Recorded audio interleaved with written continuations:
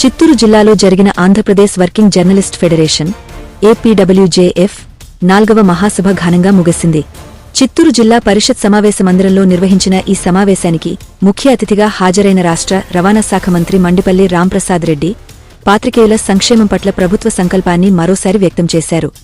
జర్నలిస్టుల కుటుంబాల కోసం, ప్రత్యేకంగా పిల్లల విద్య కోసం 2 లక్షల రూపాయలు ఆర్థిక సహాయాన్ని ప్రకటించారు.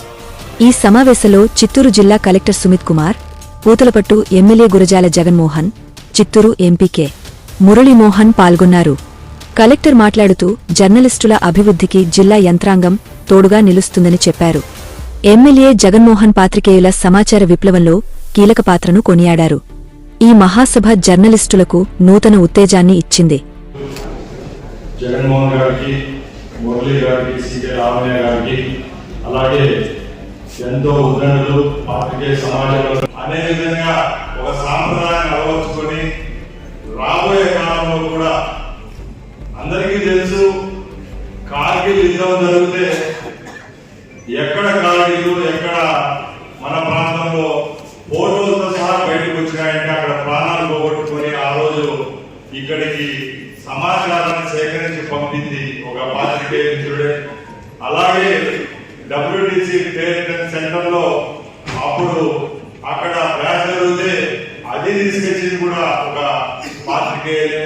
అంటే ఎంత మహోన్నతమైన స్థానంలో ఉన్నారో మీ అందరికీ గుర్తు చేయాల్సిన అవసరం లేదు. ఎందుకంటే మీరు సమాజం అవగాహనతో, ప్రేమతో సమాజాన్ని ఉద్ధరించాలనే లక్ష్యంతో ఏ విధమైన లాభాపేక్ష లేకుండా ఈ రోజు సమాజాన్ని సేవ చేస్తున్నాం. సమాజానికి ప్రతి ఒక్కరికి సమాజం నుంచి తల వంచి శిరస్సు వంచి మీ అందరికీ ధన్యవాదాలు తెలియజేస్తున్నా. ఎందుకంటే మనకేం కొత్త కాదు. పాత్రికేయ సోదరులు మా ప్రాంతం నుంచి చాలా మంది వచ్చారు. గత 40 సంవత్సరాల నుంచి మా కుటుంబానికి మాకు ఇలాంటి వ్యవస్థతో సంబంధాలు ఉన్నాయి. మా తండ్రి గారు 2 పర్యాయాలు ఎమ్మెల్యేగా చేశారు, మా సోదరుడు 2 పర్యాయాలు ఎమ్మెల్యేగా చేశాడు. ఈ రోజు నేను మంత్రిగా ఒక ఎమ్మెల్యేగా ఒక ప్రాంతం నుంచి వచ్చా. ఖచ్చితంగా ఒక ప్రాంతంలో కానీ, ఒక నియోజకవర్గంలో కానీ ఈ రోజు వ్యవస్థ నడుస్తా ఉందంటే మీ పాత్ర కూడా చాలా ఉంది. ఎందుకంటే కొన్ని ఊర్లలో రాజకీయ నాయకుడు, పోలీసులు చేయలేని పని కూడా ఈ రోజు మధ్యవర్తులుగా ఒక మంచి కార్యక్రమాన్ని ఎక్కడైనా ఏ విధమైన సంక్లిష్టమైన పరిస్థితిలో ఒక సమస్య ఉన్నప్పుడు మేము కూడా పాత్రికేయులను పిలిచి మంచి చెడ్డాన్ని 2 వర్గాలను కలిపే విధంగా పనిచేయించుకుంటున్నాం. అంటే మీ యొక్క గొప్పతనం మాకు తెలుసు కాబట్టి మీకు ఎక్కువ చెప్పాల్సిన అవసరం లేదు. అలాగే చాలా మంది వేదికపై నుంచి కూడా ముందే చెప్పడం జరిగింది. మీ దగ్గర మేము తీసుకునే వాళ్ళమే తప్పక మీకు సలహాలు ఇచ్చే వాళ్ళం కానీ తెలియజేసుకుంటున్నా. అలాగే ఈ రోజు ఈ కార్యక్రమానికి నన్ను ముఖ్య అతిథిగా పిలిచినందుకు మీకు ధన్యవాదాలు. అలాగే సోదరుడు జగన్ గారు ఈ రోజు మీ మీద ప్రేమతో, అభిమానంతో ఉడతబట్టిగా 5 లక్షల రూపాయలు ఎవరైతే పాత్రికేయ సోదరులు ఉంటారో వాళ్ళ కుటుంబాలకు కానీ వాళ్ళకి కానీ ఇన్సూరెన్స్ ఇవ్వడం జరిగింది. నేను కూడా నా వంతుగా 2 లక్షల రూపాయలు ఎవరైతే మెరిట్ లో వచ్చిన మన పాత్రికేయ సోదరుల యొక్క కుటుంబ సభ్యులు, పిల్ల పాపలు ఎవరైతే ఎడ్యుకేషన్ కి అవసరం వస్తే వాళ్ళు కూడా దానికి నా తరఫున కూడా ఈ సంవత్సరం 2 లక్షల రూపాయలు ఇస్తానని సభాముఖంగా తెలియజేస్తున్నా. అలాగే నేను ఒకటే చెప్తున్నా, మీరు సమాజాన్ని ముందుకు తీసుకొని పోయడానికి ఒక మార్గదర్శిగా ఉండాలని కోరుకుంటున్నా. ఎందుకంటే మీరు ఒక ఉద్యోగస్తుని పైన అయితేనే, ఒక రాజకీయ నాయకుడి పైన అయితేనే, ఒక సంస్థ పైన అయితేనే, మీరు రాసే వార్త అయితేనే, మీరు ఇచ్చే న్యూస్ మీదే వాళ్ళ యొక్క జీవితాలు ముడిపడి ఉంటాయి. దయచేసి మీరు ఏదైనా ఒక వార్త ప్రచారం చేసేటప్పుడు తప్పకుండా క్షుణ్ణంగా పరీక్షించి నిజమా కాదా. ఎందుకంటే ఒక విషయం చెప్తాను, నేనే ఒక మంత్రిగా ఈ జిల్లాకి ఇన్ఛార్జ్ మంత్రిగా ఉన్నాను. నేను 7 నెలల ముందు ఈ జిల్లాకు ఇన్ఛార్జ్ మంత్రిగా వచ్చా.